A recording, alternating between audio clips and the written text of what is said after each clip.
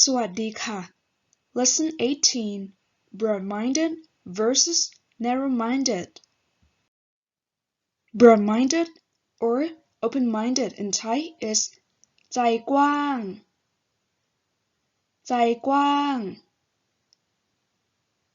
ใจกว้าง In contrast ใจแคบใจแคบ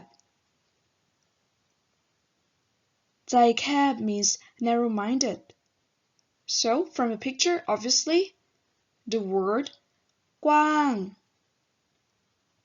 กว้าง means broad. So, when your heart is so broad, basically you can accept a lot of things. So you're open-minded. But แคบ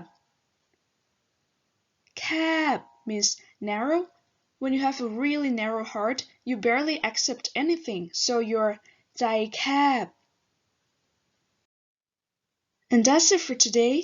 ขอบคุณที่รับชมค่ะ Thanks for watching my video and thanks for being ใจกว้าง and learn my culture and language. I really appreciate that and see you again on my next lesson. Have a nice day. Bye.